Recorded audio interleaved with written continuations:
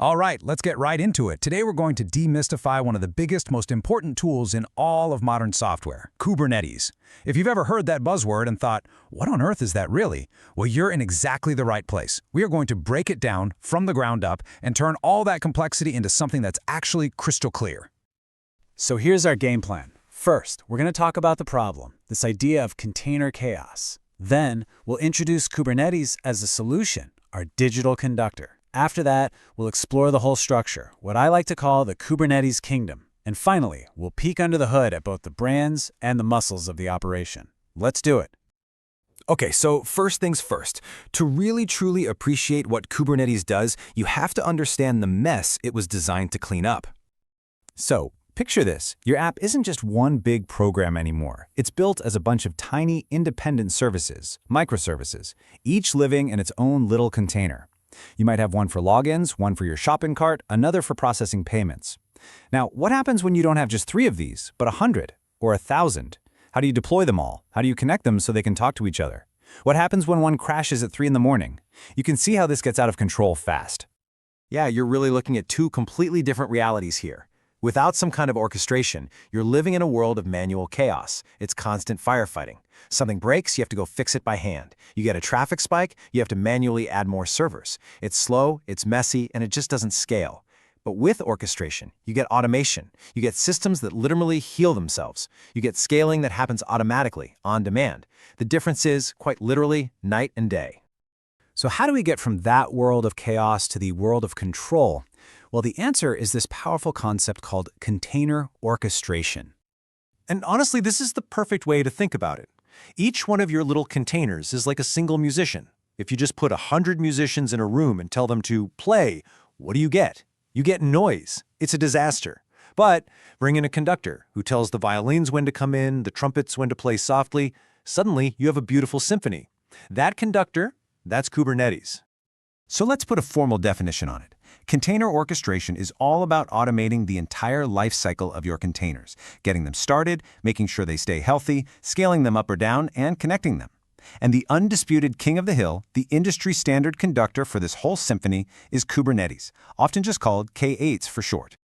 So as our conductor, Kubernetes does a whole lot. It handles deployments, scales up for traffic, restarts containers that fail, but the most powerful, most game-changing idea on this whole list is that last one, the declarative model. This is a fundamental shift in thinking.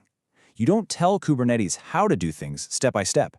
Instead, you just declare the state you want. You say, hey, I want 5 copies of my web server running at all times. And Kubernetes works 24/7 to make sure that is reality. Okay, now that we know what it does, let's look at how it's all put together. And to make this really easy to remember, we're going to think of it like a kingdom. This little hierarchy makes the whole system make sense. At the very top, you have the cluster. That's the entire kingdom. The kingdom is made up of individual villages, which we call nodes. Inside each village, you have houses, and those are called pods. And finally, living inside the houses are your containers, the citizens who are actually doing all the work. So, the cluster, that's the whole shebang. It's the collection of all your machines, the brains and the muscles, all working together as one big, unified system. When you're using Kubernetes, you're always talking to the cluster. And within that kingdom, you have the villages, the nodes. A node is just a server. It could be a real physical machine sitting in a rack, or it could be a virtual machine in the cloud. This is where the rubber meets the road. It provides the CPU, the memory, the storage. It's where your applications actually live and run. Now we get to the pod, the house in our village. And this is a super important concept. In Kubernetes, you don't deploy containers directly. You deploy pods. A pod is the smallest, most basic unit you can create or manage. It's basically a logical wrapper that holds one or more of your containers. And that probably brings up a pretty good question, right? Why? Why this extra layer? Why build this house for our containers instead of just letting them run free in the village? It's a fantastic question, and the answer is all about what that pod provides. See, containers that live inside the same pod are like roommates in the same house. They get to share things. They share the same network, which means they can talk to each other super easily just on localhost. They can share the same storage drives. This creates a really powerful grouping mechanism. Now, most of the time, the best practice is to run just one main container per pod for better isolation, but that ability to group them when you need to is a total game changer. Okay, now we're going to go a level deeper. And for any of you out there who are senior engineers, architects, or anybody involved in system design, this next part is absolutely critical to understand. We're going to look inside the brain of the entire cluster, the control plane. Let's use one more analogy. If your cluster is a massive, busy shipping port, the control plane is the port authority in the central command tower.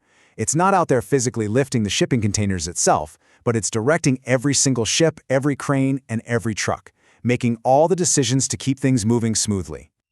So inside that command tower, you've got a team of 4 key specialists. First, there's the Kube API server. Think of it as the front desk or the main gate. Every single request you make has to go through it for validation. Then you have etcd, which is the official record book. It's a database that acts as the ultimate source of truth for the entire cluster. Next, the Kube scheduler is the logistics manager. Its only job is to look at a new pod and find the absolute best node to run it on. And finally, the Kube controller manager is the enforcer. It's constantly watching the cluster, comparing the real world to the record book, and working to make sure reality always matches what you wanted. Okay, so if the control plane is the brain making all the decisions, where does the actual work happen? Well, that happens on the worker nodes. These are the muscles of the operation. On every single one of those worker nodes, there are 3 key components that make it all work. First is the kubelet. It's the agent on the ground listening for orders from the control plane and making sure the containers on its node are running and healthy. Then you have kube proxy, which is basically a network wizard. It handles all the complicated traffic routing to get requests to your pods. And finally, you have the container runtime itself, something like Docker or Containerd. This is the actual engine that pulls the container images and runs them. So, what's the big takeaway from all of this? At the end of the day, this entire complex architecture, the grain, the muscles, the kingdom, it's all designed to do one thing: to manage incredible complexity for you. It lets you operate at a higher level so you can focus on building great applications, not on which specific server they happen to be running on. And that brings us to our final thought, which is a little bit ironic. Kubernetes is this incredible tool for managing the complexity of your applications, but as you've just seen, it is a complex system in its own right. So the real question becomes, what happens when you need to manage the complexity of Kubernetes itself? And figuring that out, well, that's where the next part of your learning journey truly begins. Thanks for watching.